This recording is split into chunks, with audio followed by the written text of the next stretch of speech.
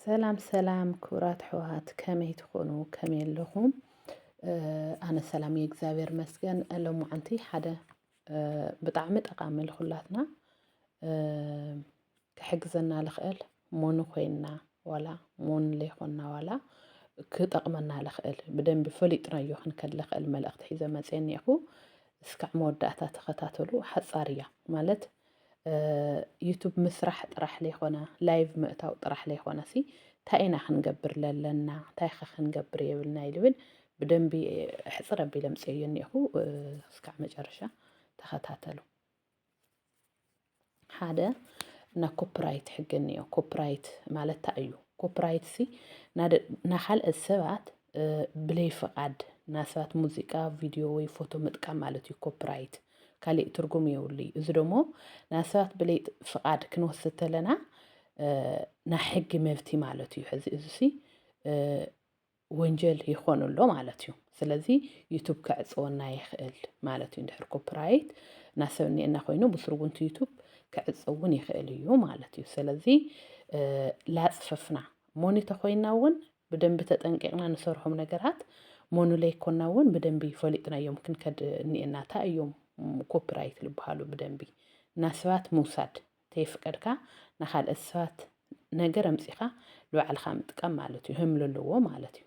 ስለዚ ኮፒራይት እንታይ እዩ? ድምፂ እንታይ እዩ? ብደንቢ ኢና ክንፈልዮ። እንታይ ከ ከእግደና ይኽእል?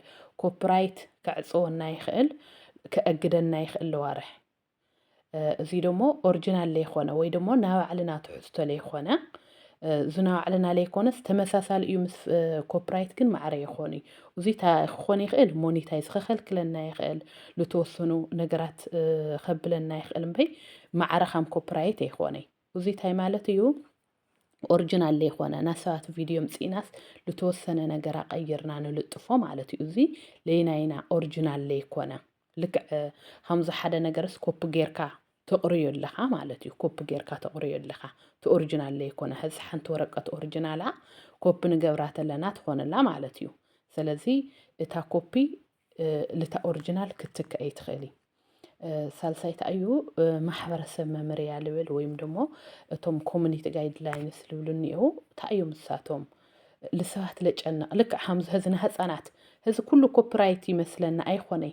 ንህፃናት ድምፂ ክኣቱ ተሎ ወይ ደሞ ጭቕጭቕ ክኣቱ ተሎ ናይ ሰብ ዓውዓውታ ክኣቱ ተሎ ረባሺ መደንገፂ ዓይነት ትሕዝቶም ለለዎም ነገራት እሳቶም ኮሚኒቲ ጋይድላይንስ ይበሃሉ ማለት እዩ። ብታይ ድዩ ስሙ ሕዚ ልተፈላለየ እዩ። እገዳታቱ ደሞ ልተፈላለየ ይኾን ኣሎ ማለት እዩ። ቅፅዓቱ ደሞ ልተፈላለየ ይኾን ኣሎ። እሶም ማለት ዓመፅ ፅልኢ ስኢሉ ምንዓዓሳት ለለዎ ዋላ ሕዚ ኣፍቱ ላይቭ ኣቲና ሓያል ድምፂ ረባሺ ክኣቱ ተሎ እቲ ዩቱብ ጠጣው ለግዚኡ ከብለና ይኽእል ማለት እዩ። ወይ ደሞ እታ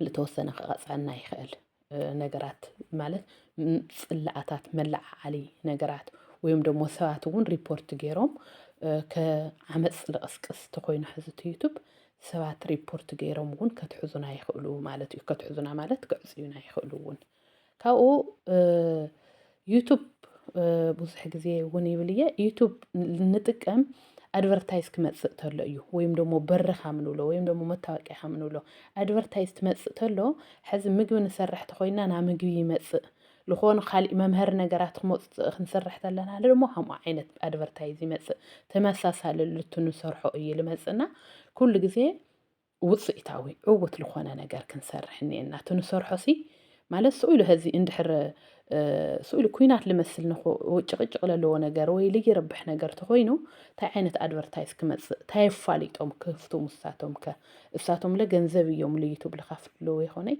ስለዚ እቲ ንሰርሖ ኩሉ ግዜ ልሰብ ለይርብሽ እቱ ኣርእስቱ እውን ልሰብ ለይርብሽ ማለት ይመስለና እዩ። ሓደ ሓደ ግዜ ብዙሓት ቪው ለለዎ ሰብ ጎዩ ክኸድ ላፍቱ ሕማቕ ኣርእስቲ ለለዎ ሰብ ይጎዩ እዩ ልግዝኡ ክመስለና እዩ። ድሕሪ ግዜ ግን ዩቱብ ክዕፀ ይኽእል። ስለዚ ኣብ ከምዚ ዓይነት ብጣዕሚ ዋላ ሞኒ ልኾንና ሞኑ ለይኮንና ኩለና ሰባት ብጣዕሚ ጥንቃቄ የድልየና ማለት እዩ። ንእሽተን ልመስል ግን ብጣዕሚ ጠቃሚ ሓሳብ እዩ ኢለ እየ ከማየ ዝሓሰብክዎና እስካዕ መወዳእታ ለለተኸታተልኩምኒ ብጣዕሚ ይቐኒየለይ።